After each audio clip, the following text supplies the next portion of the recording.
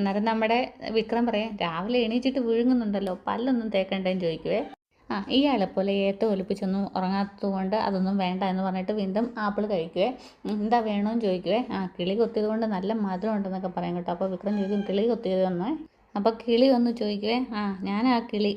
നീ കിളിയല്ല, നീ നരിച്ചീറാന്നിങ്ങനെ പറയുവേ. വവ്വാൽ എന്നിങ്ങനെ പറയാം. എന്നാൽ നിങ്ങളിവിടെ കിടന്ന് ഉറങ്ങിക്കും, ഞാൻ അങ്ങോട്ട് ചെല്ലട്ടെ.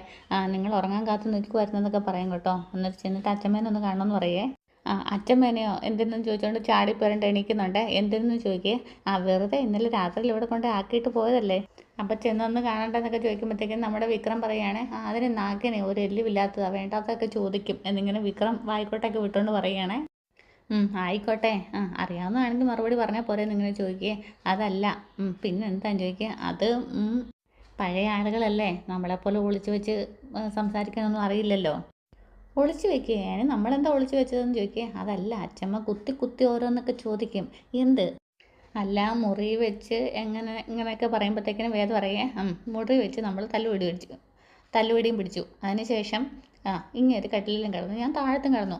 അത് ഞാനങ്ങ് പറയും എന്നിങ്ങനെ വേദം പറയുവേ. പോരാത്തതിന് കൂർക്കം വലിച്ച് എൻ്റെ ഉറക്കം കളഞ്ഞു എന്നും പറയുമെന്ന് പറയേ. അയ്യോ അത് പറയരുതെന്ന് പറയേ.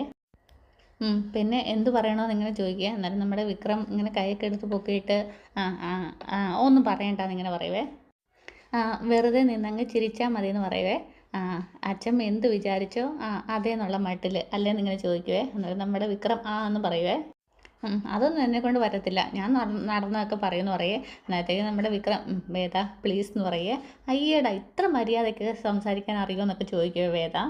അച്ഛമ്മ ഇതൊക്കെ പ്ലാൻ ചെയ്ത് ഇങ്ങോട്ടേക്ക് വന്നത് തന്നെ നമ്മൾ ഒരുമിച്ചൊരു ജീവിതം തുടങ്ങിയെന്ന് ഉറപ്പിക്കാനാണ്.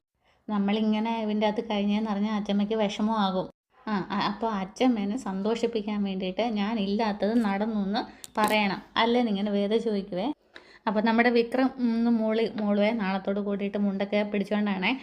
അപ്പോഴത്തേക്കിനും നമ്മുടെ വേദ പറയേ. കന്യകയായ ഒരു യുവതിയുടെ മുഖത്ത് നോക്കി എങ്ങനെ ഇങ്ങനെ പറയാൻ തോന്നുന്നു എന്നൊക്കെ ചോദിക്കും കേട്ടോ.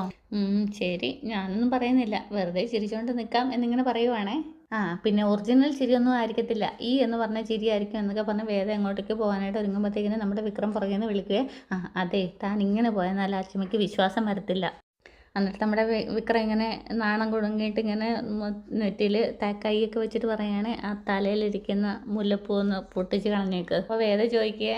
പിന്നെ നെറ്റിലിരിക്കുന്ന പൊട്ടൊക്കെ ഒന്ന് മാറ്റിയേക്കാൻ പറയേ. പിന്നെ മുടിയൊന്ന് അഴിച്ചിടുകയോ കെട്ടിവെക്കുകയോ ചെയ്തെന്നാൽ ഓക്കെ ആയിരിക്കുമല്ലോ അല്ലേ എന്നൊക്കെ ചോദിക്കുവേ. ജനിച്ചത് 90s അവസാനമാണെങ്കിലും ടേസ്റ്റ് 70s എന്നൊക്കെ ഇങ്ങനെ ചോദിക്കുക വേദ.